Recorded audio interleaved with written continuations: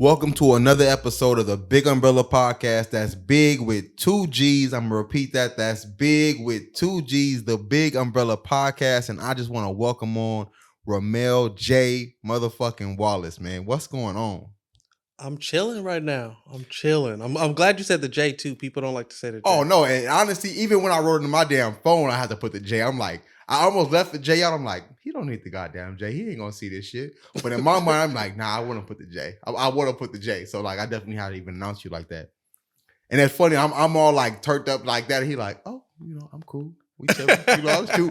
And no, it ain't even nothing like that. It's just like, I realized the fucking energy and shit, like, but, like, even when we first came here, I'm like, bro, you, like, if this setup was, like, you brought me back to another time, it was, like, I can't even tell you what time it was, and you had the Mr. Sandman playing. I was like, it's a vibe in here. Yeah, and I was told you, like, this is like, when you came here, it was like, it's a vibe you set up in here for reals. Yeah, I try to live outside of my brain as much as I can. And why is that? Like, outside your brain, like, and is that more so outside your brain because you got a lot going on in there, or that's just what you do? I think I used to call myself a living artist. Like, I think living what you imagine in your head is just the funnest thing to do. Mm. And so my name means sand in Arabic. Oh, for real? Yes. Ramel. Yes, Ramel means do sand they pronounce in Arabic. It different? I think they spell it different. It's like Raml. Okay. But it's what do they call it? Phonically, it's the same. Okay. It's Ramel. And so all the Arabics like look at me like, oh. Yeah, I know sand. Yeah, they're like sand. Sand. You're saying yeah. So I was that's why I was watching the Sandman, and then I was listening to the Sandman, kind of to like relate to my name. Did you just found out that about your name, or you always knew that? I knew that about maybe 2 or 3 years ago. Okay, but now you tapped into like, let me actually look into what this is behind my name. Yes, I knew like the sun, like actual sun in the sky, and like sun. Right.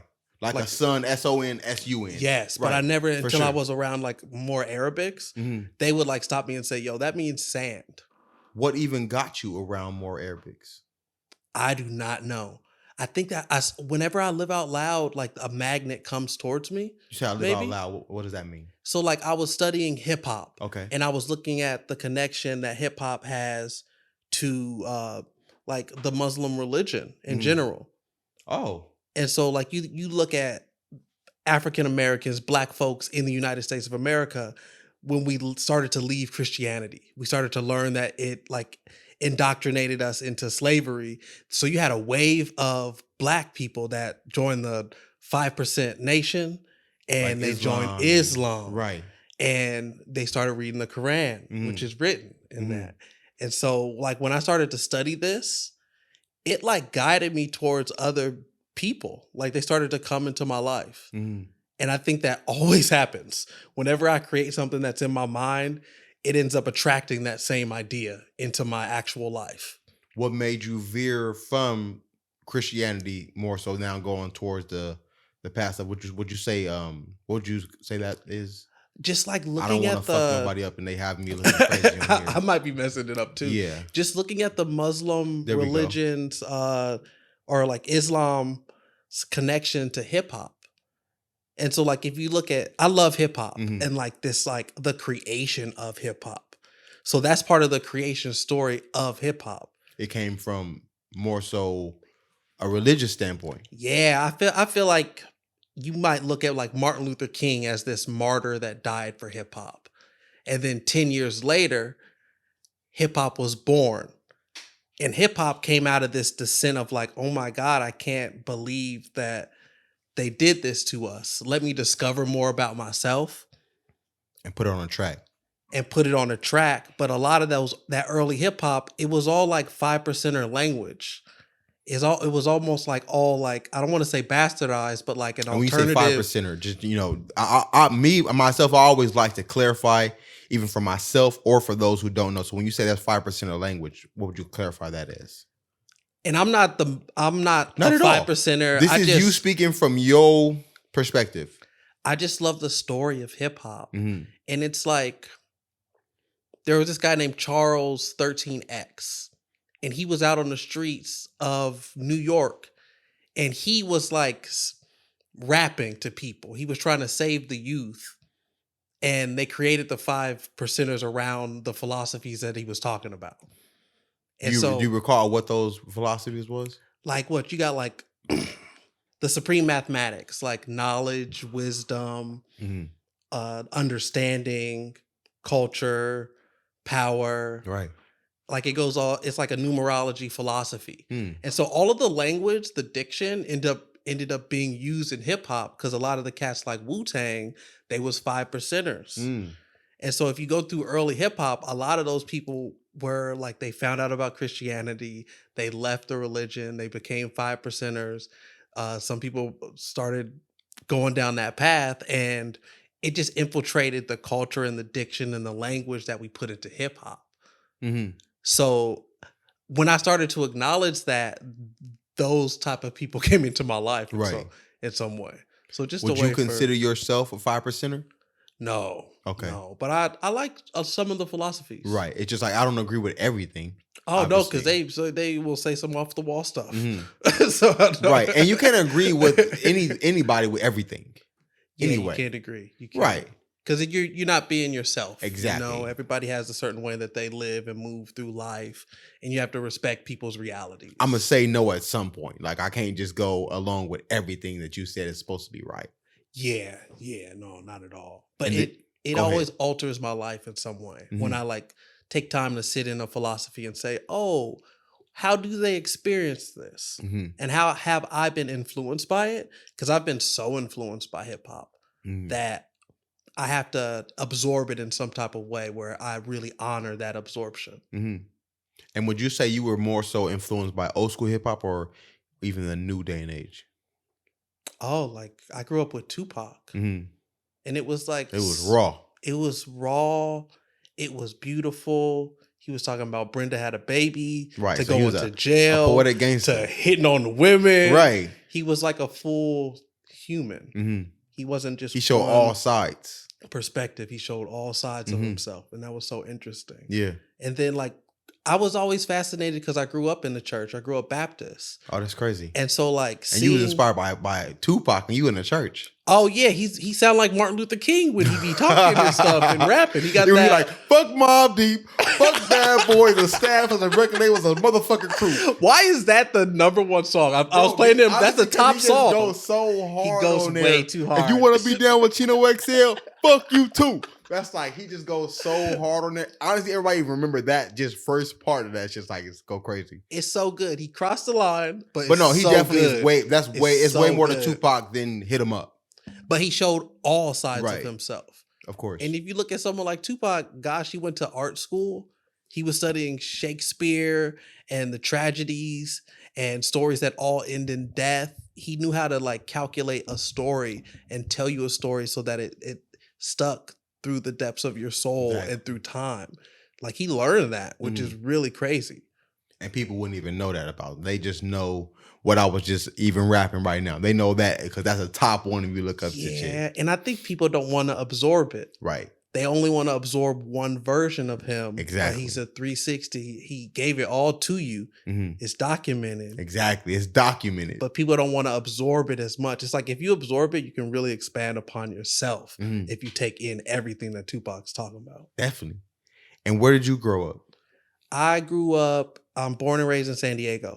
So I've grown up in Barrio. I've grown up in La Mesa. I'm down in National City right now. And so I've grown up in like a lot of places in San Diego. And what was it like growing up for you out here in San Diego? That's a good question. Definitely. It's been blessings. It's been stressed and blessed. And of course, the highs and the lows. You know, seeing different parts of the city and like almost looking back at your life and looking at it like as I travel back into the time that I lived like in La Mesa area. And that's like kind of a wider San Diego. And I feel like that is a part that I was introduced to. But like coming from like borderline Southeast, Lemon Grove, Barrio area, you see like a certain demographic. So I feel so blessed to be able to have seen both sides of those tracks. Right. And then to be down in National City now is like, you're like so close to the border. Right. It's another part of San Diego. Of course. It's different than the barrio. It's different than Southeast. This is the South Bay, so you get like a whole other vibe. So I don't know. It's a hard question to answer, but no, and that's broad. So I could even break it down. Like, so even like little parts. So even all the areas you grew up, did you feel any more acceptance? And obviously you're at different ages at different points, but did you feel any more acceptance in any of those different areas that you grew up in? honestly, no. I feel like San Diego is like a place, at least for me, of displacement. Mm. Because I'm right in the middle. I'm Black, grew up in the barrio, like Logan Heights. So you grew up with a whole bunch of Mexicans? Grew up with a whole bunch of Mexicans, then moved to like La Mesa area. That's a whole bunch of white folks. And at what time was this La Mesa? This is La Mesa. Dang, what time is this? Maybe 2000s? Okay.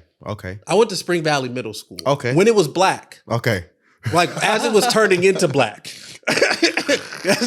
It would turn into Black. For sure. It wasn't at first. Right. Casa de Oro? No. Right. So I was down there too. Yeah. And even now, even like with the way you talk. So when you get around Black folks, well, they was like, why you talk like that? Did you always have the vocabulary you have, or did this like broaden into something later on in life? I don't know. I think everybody just has their opinion. Mm-hmm. Some people listen to me and they say, you from California? You sound like you from the South somewhere. Mm-hmm. And then some people say, oh, some people have said I sound white or something, but. And I hate the term that you sound white. That's just saying like, because I talk educated or whatever, like I sound white. Why does me speaking like great vocabulary or whatever, why is that white instead of just, oh, you sound educated? Yeah, everybody just has their just unique opinions that are just opinions, you know? Right, because it has nothing to do with your race of you sounding intelligent. It's just you have a vocabulary. Yeah, then I go to some places and it's like, you don't sound white enough. Right. You know? Right. So I just stay in my pocket where I don't have to change it too much. It's just, this is who I am. I speak from my soul and I can't really adjust it too much. Right. It's so much to think about, you know, along with trying to live and survive out here and create that's a whole nother fucking story. Inspire myself, call my sister, talk to my mom, all this stuff. And those things are hard to do. Along with just survive. So I just try to say, you know, I accept what people may say. Right. Even though I don't agree with it. Right. Because it's like, I can't let them sweat me like, okay, you said what you said, but what's that doing for me? Like, yeah. Great. Yeah. It's interesting. My mom always told me a mouth to say anything. And I always thought that was funny. She's like, if you keep asking me questions, I'm going to just give you an answer. Right. And I think a lot of people like that. Because it's like, I'm going to say something just so you could shut up now. Because you keep on asking me too. It's like, I really didn't have an answer, but now I'm going to just pull something out because you keep asking me. Yeah. It's people don't know how to communicate all the way. Ooh, I guess in different realms, I definitely know how to communicate. But in other things, it's like, ooh, it's tough. Like when it comes to relationships. That'd be a tough one. Oh yeah, Ooh, yeah. That was a rough one. Yeah, those are tough. That's a different type. That's a whole nother podcast right there. Yeah, that's a vulnerable space too. That's a whole nother one, and that's for everybody to be like, yo, I know what you're talking about with that one. And it's a mirror too to yourself. Yes, it's a HD mirror to yourself. Because it can't always be like they fucking up. It's like, okay, this been going on for too long. What am I doing too that's not working as well? So like you saying, that mirror is like, you really got to check your shit. Yeah, especially I would say we're on the ambitious side of things. Right. If you have an ambitious, creative life, you out there maybe rocking shows too. Whatever and that, you got to right. find this balance of, I need to be in a relationship, but I'm also ambitious. Does this person have an anxious attachment style? How are we gonna do this right now? We on some Dr. Phil shit right now. It's hard for the ambitious. Like you said, for the ambitious, and that's no fucking lie, because it's like how they want you to be there, but it's like, you know, you can't do everything from home. It's like, you got to show face, you got to show up, you got to do different things, and I can't just be here all the time. Like, I love you to death, and I want this to go for however long it can go for the end of time. But I also love what I'm trying to get to. Even though if you don't know what that is, the ambition that you love behind what you're trying to get to is already like, that keeps me going. And even like you just touched a little bit earlier, how was it like? Do you only had a sister, or did you have other siblings as well? I have a sister. She's 22. Mm-hmm. I grew up as an only child though until I was about 15. Okay. I have a brother, a half brother named Maurice. He's in jail, and then I have a half sister. I don't know where she is. Mm-hmm.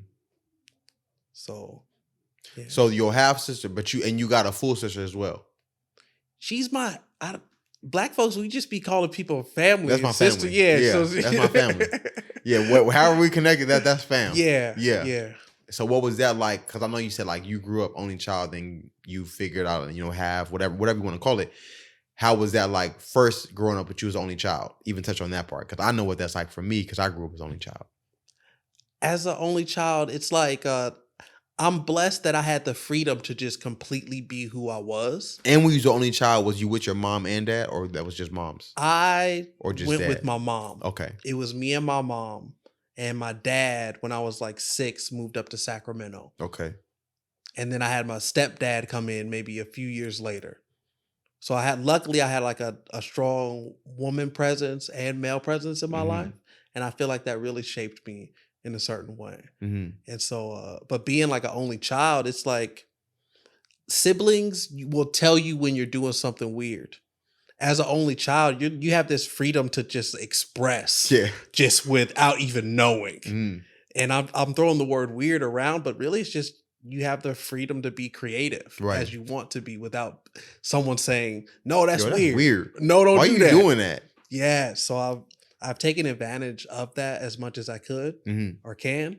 And I've embraced my weirdness because I'm kind of a weird person. You came in, I was playing the Sandman. No, and for you, what would even make you say like you're a weird person? Did you get that a lot growing up, or what would make you feel like I am weird? I guess like alternative ideas. There will be a status quo idea, and I'll always have this alternative view or perspective of a subject or a movie. It's always like an alternative one. Mm-hmm. And I think alternative may be a better word. So what always even established, like, I don't even want to say established, what made you go against the status quo? I wasn't ever trying to do it. Mm-hmm. I think that's just establishment. Like my mom loved me. She told me I was the darkest in the family, so she loved me more, just in case, because it's going to be hard. She told me this after the fact. And so she gave me a lot of love. Like the things that I would do that were off, she would embrace them. So I really just learned to embrace those things my whole life. Right. Like someone might tell me something, I'd be like, my mama love me. Shut up. Yeah, I feel good doing this. Yeah. And so I would just kind of embrace it. But I would notice the patterns of thinking in alternative ways. Mm-hmm. Because like you said, you got comfortable with doing that because it was always embraced. Yeah, I was just like, oh, that's just that's how I process and see the world. Right. And I think that's just a really cool, important thing is to like know how you view the world and don't get value from just agreeing with someone to agree with someone. Exactly. Like really see how like a color like feels in your whole body and then say, you know what? I like how this feels. Mm-hmm. I like how this color feels. I like how this thought feels. I like how these clothes feel. And it's just like a really healthy way to embody feelings. Mm-hmm. And unless you kind of practice that, it's just, there's nothing like it. What even got you so in tune with your inner thoughts? Because a lot of people can't even get in there and be like, oh, this is what I'm thinking. This is what I'm feeling. They're like, oh, no, and just stray from that. What got you so in tune with your inner thoughts? I think being an only child is a big one on that. Big one on that. Because I got a chance to really be with myself and sit with myself. And, only child type of thing, you play video games by yourself. Oh, yeah. Unless you got a whole bunch of friends. But even then, they're not coming over every day, every night, all through the night, 24 hours. So you have time. It's a lot of alone time. With yourself. Mm-hmm. And so you learn how to entertain yourself. You learn how to have those types of conversations where it's just like you and yourself. And that's some of the things that everybody's afraid to sit with themselves. Right. And so as an only child, you get to really do that. Right. But the funny thing is, I was an only child till 15. Now my little sister feels like she's an only child. Because she's now, because like you out doing your own things. Obviously, Yes. we're not in the same house seeing each other every Yes. single day, breakfast, lunch, dinner. It's like my brother's off at his own house doing his own thing, and I'm here with mom and dad. Yes, those formative years are different. Right. Because now, like you said, now she's getting the chance to see who she is and figure out what her path is and what she loves and things like that. Yes. And how do you feel like that's working out for her? Do you feel like it's working out the same as it did for you as far as right now? I don't know. Mm-hmm. I don't know. It's such an interesting world, especially post-pandemic. Right. That 21, 1920? Pandemic hit. College changed. School changes. Everything changes. I have no idea. I can just tap in with her as much as I can, enjoy the time that I can with her, be a good example. And even with you have experience in that only child like lifestyle, was there times for you, like I know you said you were able to express yourself, and that was a time that you felt the downside of you being an only child? So then you can kind of talk to her about like, oh, I know that you may be feeling this at times, but it's okay. It's actually this. That's a good point. And like, I think that's why I like to live outside of my head. Because I spent so much time not actually expressing. As an only child, I was quiet as well. I didn't have social skills like that. So once I learned those things, I was like, oh, now I want to rebalance my existence. And I want to express and I want to connect with people. And now I'm like looking at my childhood like, oh, okay, let me rebalance my life from then. And let me live outside of my brain so people can see that side of myself. Right. And that's even big to come to wits with, like knowing that you probably do the best when you live outside your brain. Because I honestly, I don't even think a lot of people think like that. They so in their head that they can't get outside of it. So for you to even come to that different elevation of mind frame, that's something big. That's why I always be asking, like when you say stuff, that brings me to another question, like, how do you even get in this deep into your mind? But like you said, it always goes back to you being an only child and being able to express yourself. Yeah, asking yourself questions that you never asked yourself. I ended up loving philosophy. And it's just like a lot of asking questions. I feel like podcasts, you're asking questions. Creating songs, you're asking yourself questions like, what does this beat sound like? What lyrics does this sound like? When you're taking photos, you're like, what angle looks good? When you're making video, you're like, you keep asking yourself all these questions. Right. And so I learned that process of like, always ask questions. But why? Or what if it looks like this or this? And that's part of the process of creativity, is that you're always altering something and then you're taking a look at it. And then you alter it this way and then you take a look. And then you alter and then you look. And then you alter, you alter, adjust. And being a creator, I always say like we are the biggest critics of our own work. It's like something can always be, I could have did a little bit better. I could have did this one a little bit different. Yeah, it gets hard. Definitely. It gets hard. Even then talking about that, what brought you to start a podcast? Because I know you said you started a podcast a while back and now even touching on it, bringing up it again. Yes. You know what? It's really, I would blame it on relationships and having like maybe like a numbness in relationships and not really knowing how to feel. I feel like, but that's crazy because growing up, you were so already in tune with your feelings, but then you got in a relationship and it was like, I didn't know how to feel for this other significant other. Yes. How is that? Others. You just know how to feel for yourself. Yes. Living outside of myself is a chance to show who I actually, truly, infinitely, who I am. And to share that completely with someone, you have to learn to articulate yourself. Right. And articulate feelings. Lay it on them. See, but that's another thing I always said. We can't stray from who we are, because once you start doing that and sufficing to like, okay, wait, maybe I should say it like this for them.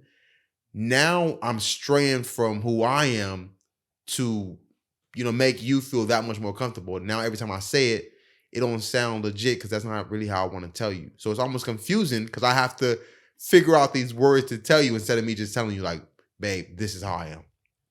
I got to figure out how to say this so it doesn't come off as offensive or something like that. But when we stray from just, giving it to you like that, it's almost like we're not showing you who we are either. Yes.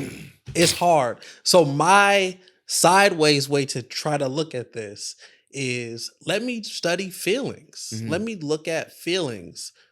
Let me look at my senses and how I actually feel and absorb the world. Because I feel like that is so important. And whether I'm in a situation like that, in a relationship, I really need to focus on my feelings for me to express what I really want to express. Mhm. Because it's going to come out just genuine. If I'm listening to my heart beat and make sound and actually feel it and then speak. If I'm like smelling what's in the environment and speak. If I'm looking at the person like intensely and I'm like paying attention to them and absorbing them through sight. Right. If I learn how to feel, like the podcast is basically about the senses and feeling literally and looking at that as creatively as you can. Right. So whether you're like listening to someone, but like you're hearing what they're saying and feeling what they're saying, I want to get a lot more intimate with how I actually absorb people and situations.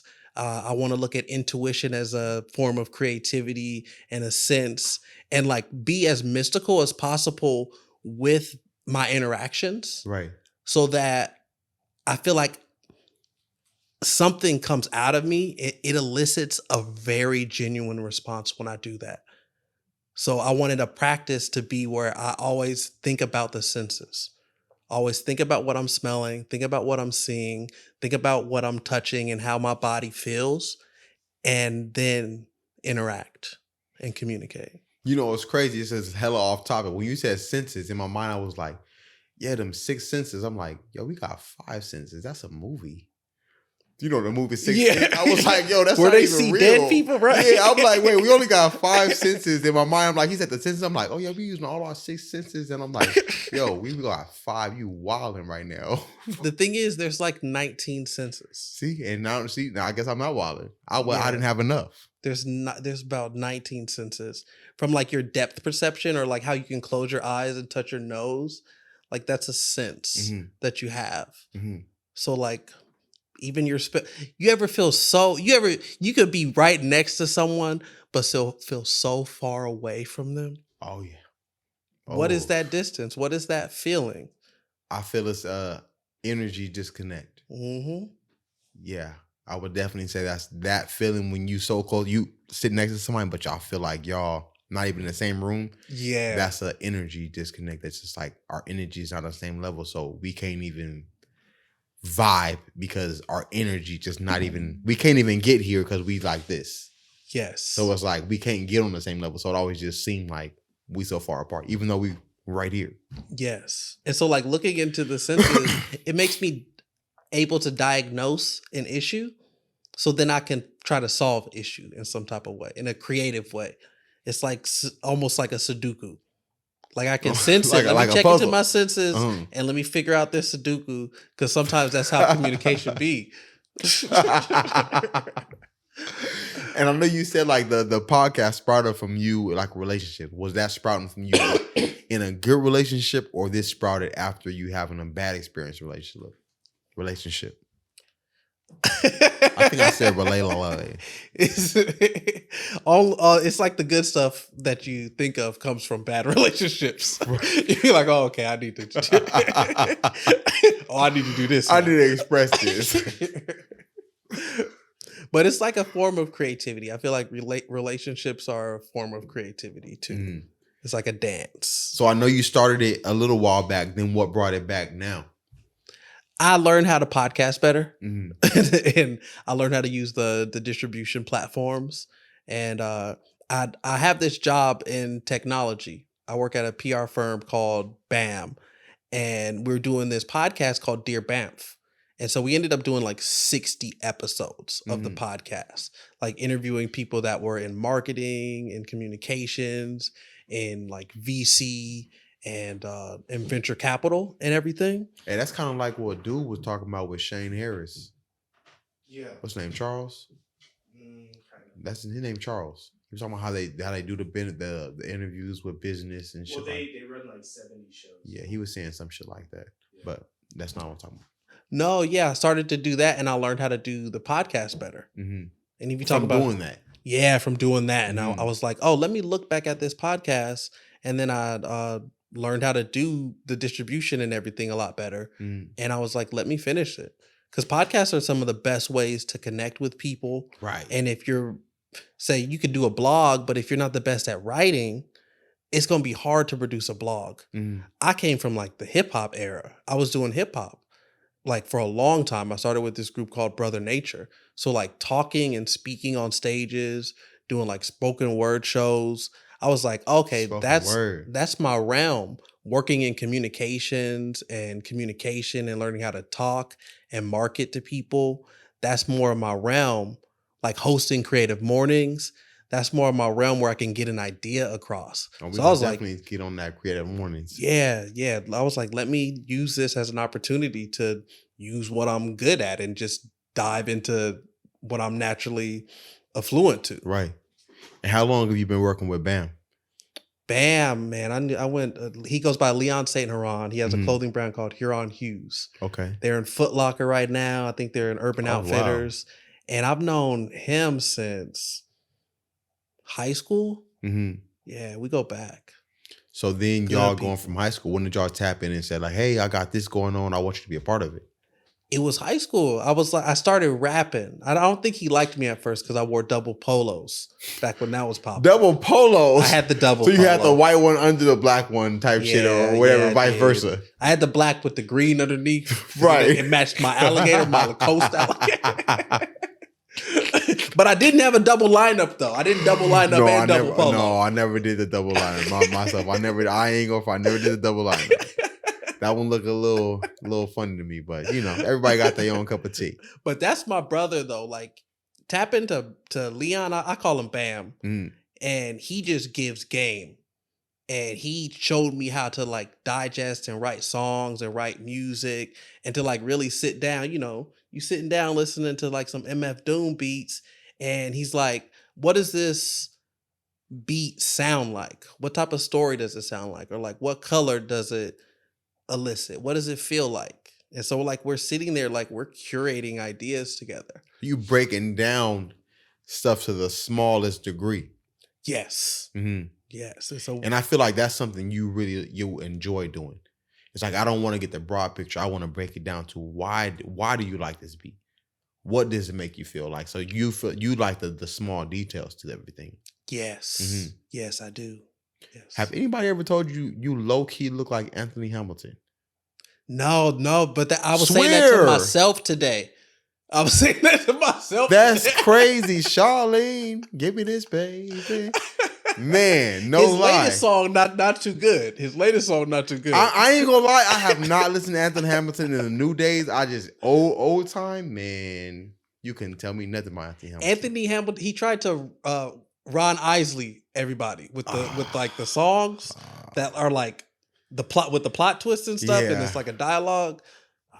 Yeah, it's like you stuck to what you was doing best, brother. But you know, no, I was performing earlier and just kind of, practicing for a show that I have coming up, and I was like, "Damn, I look like Anthony Hamilton." This about to be a mix of Anthony Hamilton, Tupac, Kendrick, and a little bit of Erykah Badu. Yeah. Oh man, I love Erykah Badu. No lie, like I love live performances. So really, when somebody can do live, that's above anybody come out with the greatest record. Like when they could do a live performance, that mean a lot. I do a good live performance. It's kind of like that's above all we for me. Earned it. Me and Bam, we've been rocking for a long time. We used to do 3 shows a month for about 3 years. Before we even touch on your music part, because we're going to definitely get back to that as well, I want to touch more on Creative Morning San Diego. Oh, Creative Mornings is just a beautiful community. How did that sprout? And what is that about? Creative Mornings is the biggest breakfast lecture series in the world. And so you go to any major country, a lot of the major cities in the US, and you can find a chapter in your city. And on the last Friday of every month, a bunch of people meet up in the creative community, free coffee, free donuts, and a free lecture. And this is in the morning. It's in the morning on the Fridays at 8 a.m. So ain't nobody drinking no alcohol in the morning. I mean, I don't know what's in people's cups. You say whatever you want to say it is. That's none of my business. No, but keep going. Yeah, it's just, I tapped into it maybe in 2016.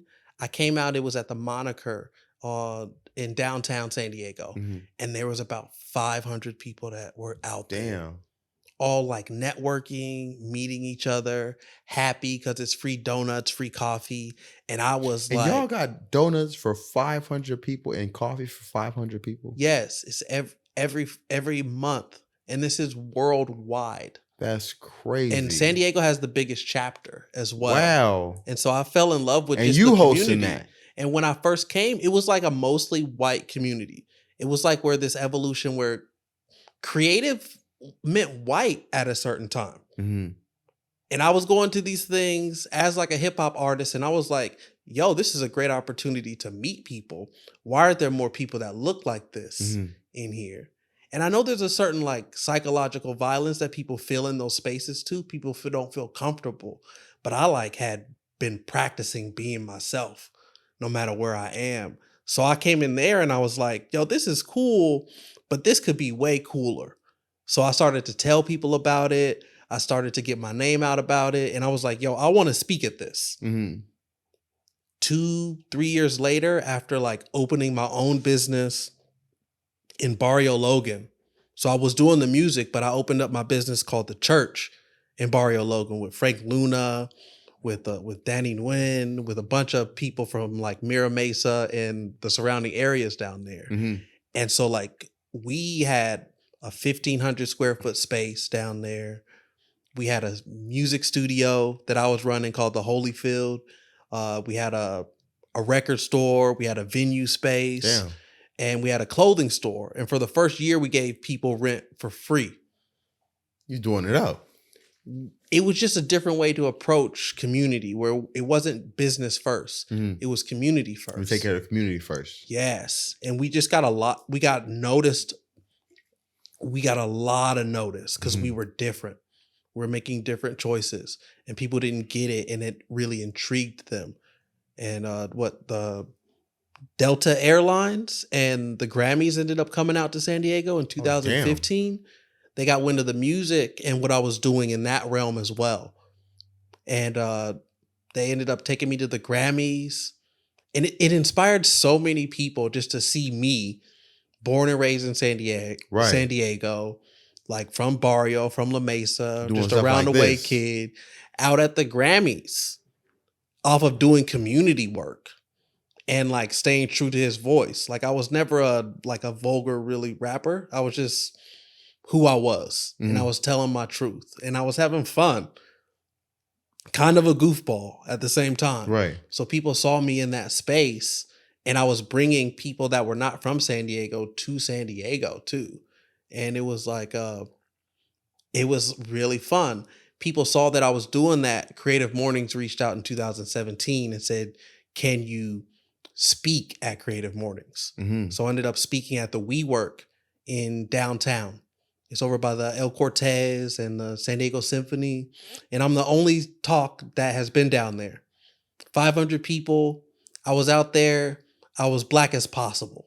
I was so black that I thought that I was banned. And maybe 2-3 years later, they reached out again and they said, you know, do you want to be the host? And we started to have that conversation. And so I was like let into this community to kind of lead the narrative of what I've seen in San Diego and say, you know what, I see these people doing really amazing things. And I was down at the church with them and we were making music and this is who they are. And I've done a show with them, like to go around and like talk to people, touch people's energies and vibes. and then bring that into a room like, oh yeah, I know them. I sat down with them. Right. It's different. A lot of people are at a distance or may not have the time or like that drive or dedication to be in those spaces. Right. And everybody doesn't have to. But if you are, and you can explain other people's stories and transfer that energy over, it's so amazing. It can open doors, and then you can give people flowers and put them on a platform and change narratives and spaces that were not like that before you came. Mm-hmm. So with you having, like you said, when you first started off, you was in those spaces and it was majority of white people. Did you always get that same love that you getting now?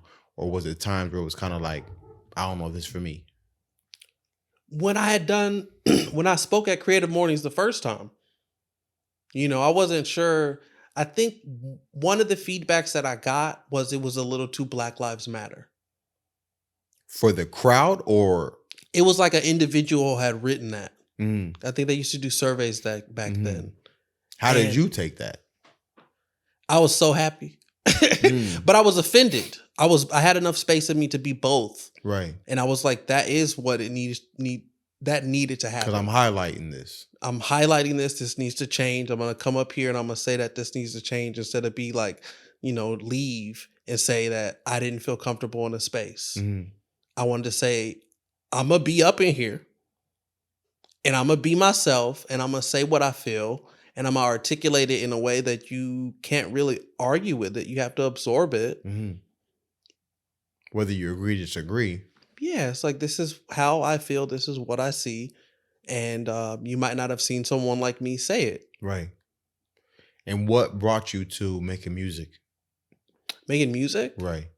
Best way to express myself. Growing up with Tupac, growing up with like people like Saul Williams, growing up with and reading people like Audre Lorde, Black feminist liberationist. And she has this thing called Poetry is Not a Luxury, which is really for Black women. But she talks about how the truth lies in poetry. Within poetry, within art, you could give something a name that was before nameless. So words have a way of shaping reality in a way that can articulate a new possibility or a new idea or new feeling. And so I feel like it's so purposeful to actually pronounce something into existence, especially over a beat that sounds like a heartbeat. Like, it's so magical, it's so whimsical, it's so divine. I want to be a part of something that's divine. And, I meet other divine people when I do it. And you have people, mentors like Bam, that like show me how to do it. Like, once I plant that seed in myself of like, you know what? I feel this is purposeful. Then those people that connect with the purpose enter my life. And it's like, I don't know. You feel small but gigantic at the same time. Like, I'm just a part of this infinity. Right. And what you feeling like that, growing up with your mom, like you guys was tight. How does she feel about where you at today? Oh, she's proud, but she wants me to find a wife. You can only go so far. She wants some grandchildren. Yes, she wants some grandchildren. Yeah. Yeah. You could do this, oh, I did this. Oh, I did this. But where's my grandchild? Yeah. You made $2 billion, but where's my grandchild? Yes. At the end of the day. And with her saying that, do you feel any pressure more so? Because your mom obviously is getting older and older and older. Do you feel more pressure to like, okay, I got to make this happen?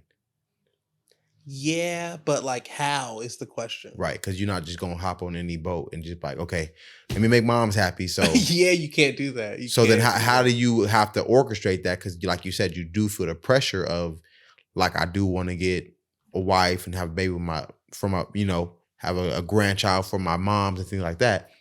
So with that pressure, how do you kind of differentiate it then and be like, okay, no, I still got to do this for myself? That's a hard question. That's a question that I might ask myself for a long time. Right now, I'm just working on myself and just relationships in general, whether it's romantic or platonic or work relationships or a relationship within myself. I'm like working on those ones. Like, how can I just be better at relationships and better at communication? And I feel like creativity is the platform to practice those things. And so I'm looking at healing as creative. I'm looking at my senses as creative. Like, how can I create more space within myself to feel? And I feel like that will lead me to spaces that I need to be in, relationships I need to be in, love I need to be in, the pain that is going to have me change my life. And now what you haven't even experienced so much, how do you differentiate, I guess, the love that's real or somebody that's coming for you for maybe somebody what they know you off of or anything like that? Staying in line with myself. I feel like creativity is like a byproduct of joy. And so I'll follow that when I'm creative. There's some type of joy that's happening, like I'm learning in that space. And when I'm not creative, like I'm not in routine. Like I'm doing other things that are throwing me off, if that makes sense. That creative space gets you in that routine. Yes, the creative space, whether that's healing or meditating or like waking up and getting on my bike or waking up and recording a podcast. Or when I'm in those spaces, it's a reminder that, okay, I'm following in a space that I need to be. So I'm low-key trying to say, I have to stay on it. Right. I have to. Because then that's throwing you out of your whack when you're not creative. Yes. Yeah. If I'm not on it, I'm off it. And speaking of creative, what was like creative mornings to SD? What's been some of your like favorite moments there? Oh, we had our best moment at the beginning of the year. It was Sarah. She's a death doula. I think she just quit. She And what is a death doula? A death doula like guides you into grief. Okay. So once whoever passes, she's trying to help you get through that. Yes. And she'll show you different like things to do, how grief moves through your body. Cause like she says that grief is a version of love. That's why when you grieve someone, it's really the love that you have from them, like literally contorting your body. It'll change your body. So she shows you different positions to get in. Positions like what we're talking about. We ain't like talking you about might sex. need to get in like a fetal position to allow the grief to go through your body and move through it. I have never even heard that.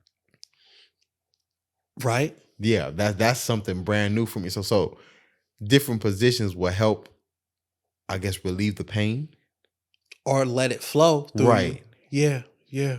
Wow. Yeah, that's something definitely new for me. Yes, and so a lot of like somatic healing is involved in the process. But some of the death doulas will like show you how to do your will or your more of the admin side of death. Yeah. Because there's a lot of it. Or how do you want to die? Do you want to be in ashes? Do you want to be cremated? Do you want to be buried in your favorite hat or your favorite outfit? Like down to it. Sarah's the reason why I have a funeral playlist on my Spotify. And what you playing on a funeral playlist? Oh! I got Many Men. I want a gospel. I want a gospel to sing Many Men. You serious? Yes. Many men. Yeah. Wish death upon me. Go to my dog and I can't see. Yes, I need that. That's crazy as hell. That's funny though. That's hella funny. I'm picking the photo. I don't want my family to pick the photo. They're gonna pick not a photo. No, family pick weird photos at funerals. What you think about when you pass? Do you feel like there's a heaven or hell, or you reincarnate? Like what you feel life after death, or is there for you? I don't know. I don't know. Yeah. I do not know. But I'm obsessed with the thought of it. That's why Sarah's is the most interesting creative mornings. Especially like altering this idea of what creative is. Ultimately, like I want to be buried in my favorite shoes and my favorite colors. And what are your favorite shoes at this time? I haven't found them yet. I haven't found my favorite shoes. Are you more a sneaker guy? Or are you more of a dress shoe? I got into the sneakers, but I like a dress shoe. I like a pointy shoe. That's kind of my style. Yeah. Like people will see me and it's like, yeah, they know I got the dress shoes on. On even a regular if I'm going day. To the beach. Yeah. I probably got a hat on. Like I aspire to be a cartoon character. That's what I want to be. Like people, you can silhouette me. Like if someone's really famous or something, you can silhouette them and you can just be like, oh yeah, that's JC or something. Yeah. Like you already know. Yeah, I want to be silhouettable. Like Pharrell. Yeah, for real. Especially when you see his baby face. Man, yeah. Like how old is he? And he still look like he got down 20 something. Yes. That's crazy. And for you with the music, what's been your kind of like your greatest moments for making music? Oh, the greatest moment. My favorite rapper is a rapper named Blue. BLU. He's from LA. He was really dominant in like 2012. Really like 2010. He was on like the Double XL cover. And I ended up doing a project with him in 2012. How the hell did that even happen? He dropped a bunch of instrumentals and I loved his beats. So I made like mixtapes. This was back when mixtapes was popping. Like, so you was more so on, like you even said, like you done the battles and shit. Like you was on the more so the rapping side. Yeah. I'm a rapper. Like I be rapping. Right. So like, yeah, done the battles, said things I regret in battles. It's just too much. And I don't think people, if they were to look at you, they're like, oh, he an R&B. Like, I don't think people will look at you and be like, oh, he for a rapper. Maybe like I don't know. Just off of perception. When it was maybe 4 years ago, I started to change in like my style. Going against the status quo. It was like going against the status quo, but then the world was changing. Me Too was happening. The Black Lives Matter movement was happening. Like I've always had a queer girlfriend. A what? Like a queer girlfriend. What the hell does that mean? Queer is like LGBTQ. Oh, I know what queer It's mean, but the what's Q. a queer like? So like you had a girlfriend who was into girls. A girlfriend that was into girls, but she was also into guys. So when you say a girlfriend, this is like your partner. More so partner. Yeah, we would even use that language. So yes. she's telling you, I also like women. More so, I'm attracted to people. And were you okay with that? Oh yeah. So, and this may be coming out the box. I mean, I know you know you got your situation, so you gonna be like, nah, I don't want to talk about that, whatever. With y'all experiencing that, was that then so let's invite other people in the relationship, or you do what you do and I'm gonna do what I'm gonna do? No, we'd always been in love with each other. At least for the most part. But like, I guess when you get into like queer philosophy, it's like a different way that you can love where it leads to your liberation. And with that being said, with her liking both sexes, was that for you as well? Were you interested in inviting both parties? Like, so say she was like, oh, you know, I met a dude, you know, he was pretty cool. Were you up for that, for her being to experience it herself, or that was something for y'all to experience? I never had a sustained, like a open relationship like that. It was just like me and them. But like the philosophy of the relationship was like, this could be anything. So were you okay with her having sex with another dude? That has never came up. Okay, so it was more so, it was like, if she is going to stray from it, she going to more so indulge with another female. Yeah, but it's not even a thought of that. It's just like, we're in love. You have the capacity to love anybody. And you have had the capacity to love other people. Right. I'm just going to accept that as much as possible because I accept you and love you. And we're just going to ride. But it brings different conversations into relationships when you're in that. I used to say I was in a relationship with a queer person, but really I was in queer relationships because it's almost like being in a relationship with a black person. If you're in a relationship with a black person, you're in a black relationship. You may have black kids. That's going to be different. And so like you're introduced to philosophies with the LGBTQ community. Your raps are going to change. My lyrics are going to change because I want to be respectable and honor that. And so like lyrics started to change, how I presented things. It started to change. Like I wanted it to honor the love that I had for the people that I loved. So with you then being, like you said, like you involved with the LGBTQ community and being a rapper, did you feel like that if you start speaking on that or showing people that side, that you were for that, did you feel like that would have then deterred what you're trying to get to? Yeah, you can kind of see it a bit too. If you look at Ramel, Wallace, really it's a lot of female energy that interacts with me as just me being me. But if you look at the raps, even more so the guys like that. Even how it's presented, it can be presented aggressive. Mm-hmm. Like they like that, especially like the older version. But a lot of, I mean, I feel like it's kind of punk when I do it because a lot of people don't get it. Like I have this song called An Open Letter to Feminine Energy.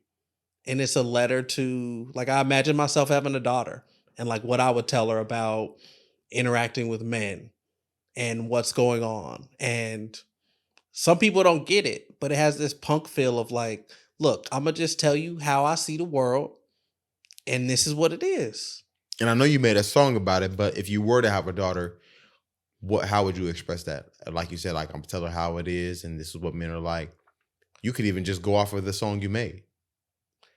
The song that I have is called Manhood. And so I'm spelling it M-Y-N. I'm kind of redefining what it means to be a man for myself.